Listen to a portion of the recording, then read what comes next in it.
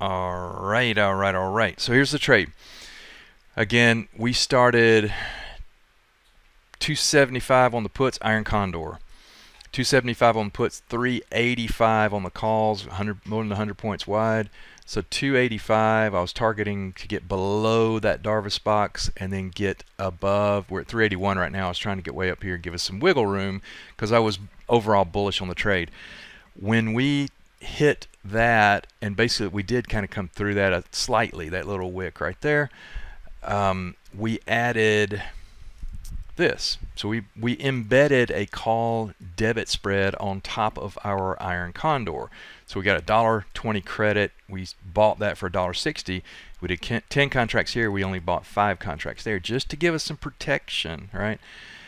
And then we immediately, after we hit the upper end, we immediately flushed all the way back down here, way down here to about 300, which was here.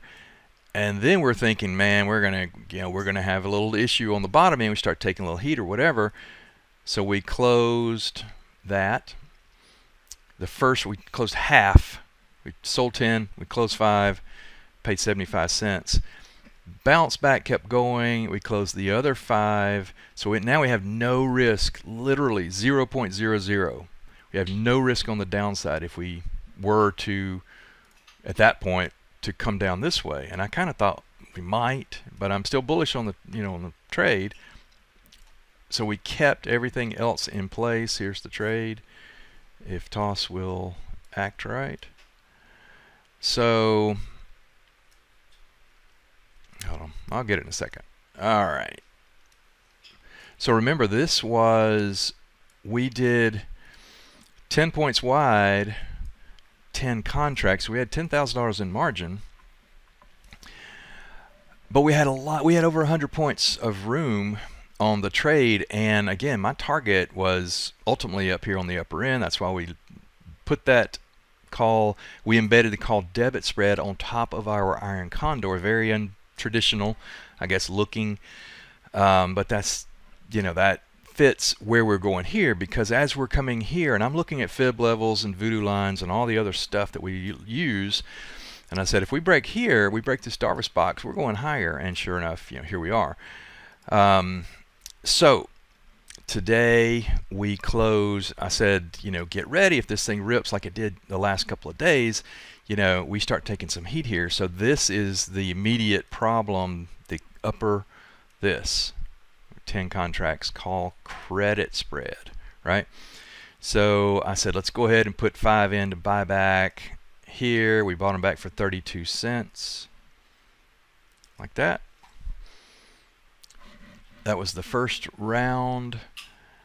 And then let me make sure I got my numbers right here. Yeah, so we bought the first round back at 32 cents. And it pulled back. I'm going to put a daily chart up here for us today. And I'm going to switch to moving averages. Just keep it simple. So basically popped up here and I said, get ready. It pulls back. We closed half, came up here, came back. We closed the other half there. So the first round we closed for 32 cents. And the second round we closed at 39 cents. Look, it's 80 cents right now. I'm glad we closed it. 83. We closed it for 35 cents. We're left with our call debit spread. We already had a standing order to close it at 475. Closed it. High five. $2,000 win. Pretty nice.